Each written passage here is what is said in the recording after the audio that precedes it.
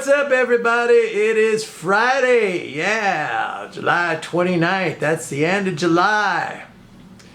All right, we had another good day today, and I am not surprised because I've been telling you that, this is the way it's going to play out. I want to call this, I'm going to call it the Great Exasperation. The Great Exasperation, and the reason why I'm calling it the Great Exasperation, I'm getting a kick out of this because all the monetarists, they just can't fathom what's going on. I mean, they are beside themselves. It's just like, this shouldn't be happening.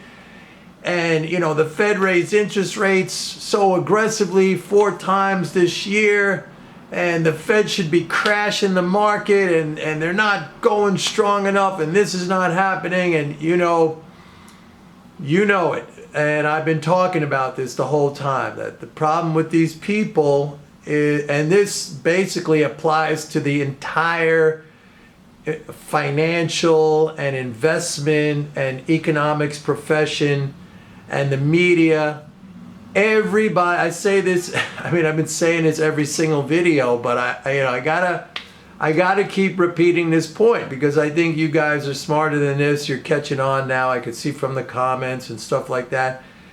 Everyone looks at the economy and the financial markets through the lens of monetarism, of monetary policy. That's all they know. At least that's all they think they know. They don't even really understand that, to the level which it should be understood, and they don't.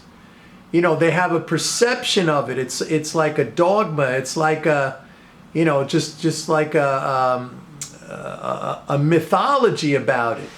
And so, when you have the wrong understanding, this is what's going to happen. When they get it right, it's only because all their behavior is correlated and it causes something to happen, but it's not really in the fundamentals in the way they see it. So for me, and I think for a lot of you guys who've been following me, it's amusing, it's fun. It's really, and it's eye-opening. And now the level of exasperation, I talked yesterday about people tweeting, they're cursing, they're damn the Fed, and they're not crashing the markets, what's wrong? And so the thing is, they have to find a way to rationalize this within the framework of monetary policy. And so what they're saying now is like, well, the only reason why it's going up, and they're saying, of course it's a bear trap, but the only reason why it's going up is because expectations about Fed policy are shifting. Now, I don't see any shift. Right now, I just looked at the Fed fund futures, which are pricing in a 50 basis point rate hike in September, and that's exactly where it has been for months, okay? And they're raising rates all the way out through December. So I don't see any shift in the market as to a change in Fed policy. But they have to come up with an explanation, and they have to come up with an explanation that fits into their worldview, and their worldview is 100% monetary policy. Now, I will tell you this, and it's only, you get it from me and nowhere else. First of all, a couple of things. Number one, that April tax drain that I've been talking about for 4 months, and I've been guiding you through this whole thing. We can go back to April when I warned about that tax drain, that it was going to be a hit on the economy, it was going to be a hit on the markets. But I said once that drain occurred and we got the hit, the government starts spending that back out again. Those balances in the economy, those financial balances get replenished. The problem was it was a slow process. We started to recover in May a little bit. Then we got that hit again in June with the corporate quarterly tax payment. I forgot about that, and then I spoke about it at the time, and that in June sent us down to new lows with that quarterly tax payment. And then since then, and I've been walking you through this day by day by day, saying it's going to get better. It's just taking a little time. a little more time than usual because tax flows were actually going faster than the spending flows. Now, that's starting to turn around, but that's a separate part of my discussion. So what I'm here to say is that since the end of April, since the beginning of May, the real reason why you see what is happening, this recovery in the stock market, and I dare say that we are going to have a much better third and fourth quarter GDP performance. It's not going to be negative. I'm saying that right now, okay?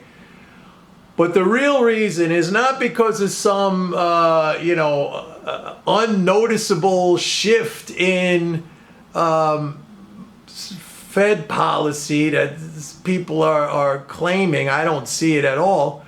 But it's because $354 billion of funds have been replaced. That drain, happy to report as of yesterday, it was completely replaced with the exception of $1.7 billion. And I suspect today that $1.7 billion was totally taken care of and then some. When I get the data on Monday from the daily Treasury statement, we'll see it.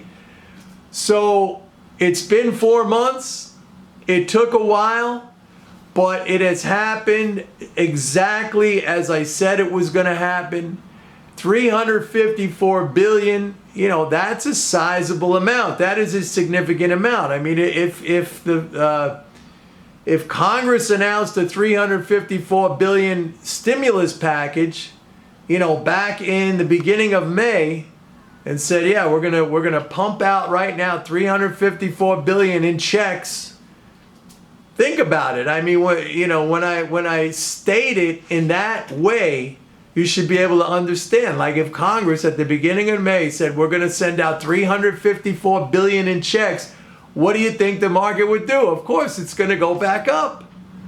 And that's exactly what has happened. Now, they didn't send out $354 billion in checks, but through the normal course of spending and taxation, that $354 billion has been replenished. And that not only helped stocks, it helped the bond market too, because that's reserve balances that, they get put into interest-bearing instruments because they're higher yielding. So, I mean, that explains what is going on. The Fed has been aggressive in rate hikes. As I said all along, the rate hikes are basically irrelevant, at least, let me just qualify that, at least irrelevant in the way the monetarists look at it. They look at rate hikes as, these very, very negative and damaging things when all they are, it's price setting and it's a fiscal operation, which we haven't even begun to see the fiscal impact of these rate hikes, because don't forget, like Treasury securities that are outstanding right now, they carry an interest rate from the when issued time, from the time they were issued. Those things have to mature and new ones have to be issued, and then they're going to have the new coupon, the new yield. So we haven't even begun to see the fiscal impact of the rate hikes yet. And as I've been saying, I said, look, August is still going to be a big month, bullish, because we got a quarterly interest payment. I have a little bit of concern about September because September is a quarterly corporate tax payment. So, that's why, again, I mean, we see seasonal patterns in the stock market. You get the summer rally. Why? Because, that tax drain is spent back out again. You get the September, October, correction because you get that quarterly tax payment. You got to get a new budget and stuff like that. But everything's on track. Everything is exactly as I told you it was going to play out. And again, here's the thing. We haven't even seen, I just mentioned we haven't even seen the full fiscal impact of the rate hikes, which again, the monetarists never consider, okay? They never ever consider the fiscal side of the rate hikes. Government as a net payer of interest. You raise rates, the government necessarily pays more into the economy. Now, it's not all equally distributed, and actually, unfortunately, I should say, it's like welfare for rich people and welfare for the banks. I don't make the rules, but that's unfortunately the way it is. I think it would be a lot better if it was, broadly dispersed to people who really need it. And but we're getting into a political discussion here, and I don't do that on this channel. But just suffice it to say that rate hikes are fiscal expansions. They're like the same thing as sending out checks to rich people and to financial institutions. Same thing, okay?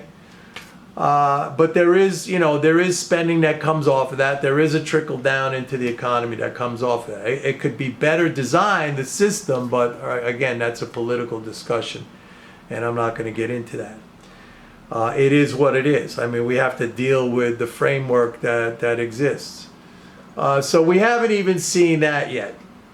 So this is really, really fun. I find it to be fun.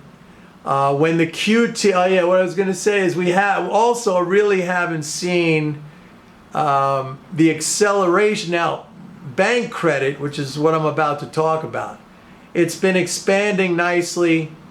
Loans are growing at the fastest pace in 26 months.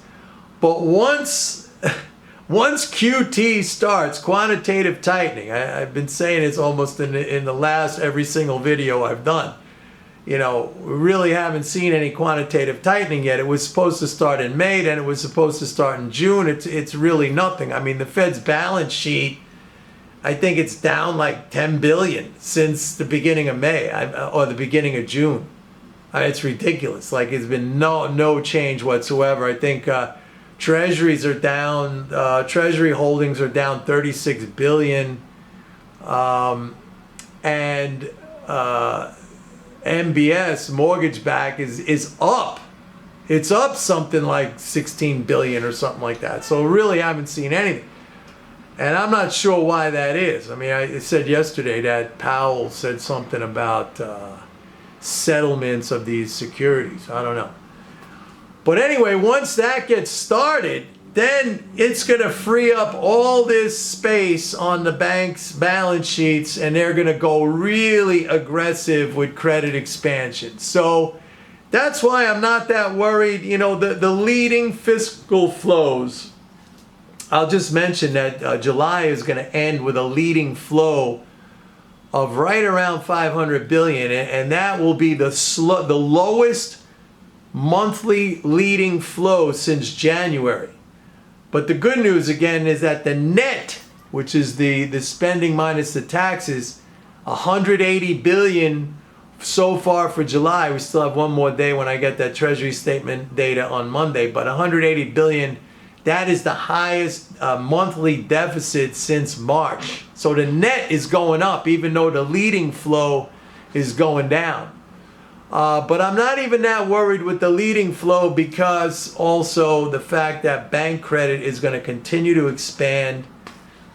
And so, but here's the thing. I mean, if you look at sentiment indicators, the AAII weekly sentiment, for example, I mean, the bull-bear spread has been negative for 34 of the last 36 weeks. If you look at the put-call ratio, it's still elevated. I mean, you got still a big embedded negative bearish, position in this market. And that's going to be unwound, and it's going to be unwound, in a big way, violently.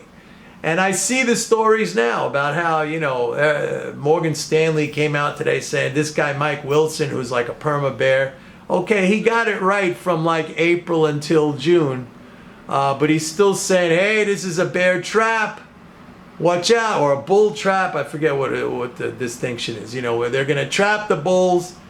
And so it's going to be a lot of fun. I'm telling you right now, it's going to be a lot of fun. You don't get this information anywhere else, folks. You don't get it anywhere else. you get this mumbo jumbo pablum about everything about monetary policy and the Fed and the central bank. It's so ridiculous. So ridiculous. I mean, seriously, I'm fascinated. I just look at this and it's like all these people went to the same school and got the same bad degree. That's all it is. It's a bunch of garbage. Anyway, that's it. Don't forget, go to my website, pitbulleconomics.com. Sign up for a 30-day free trial for MMT Trader. My report, it's the only one of its kind. It's, every week it comes out on a Monday, and all this stuff, the data, everything, the bank stuff, everything, the outlook is all in there telling you what you should do. All right, everybody, have a great weekend. Bye.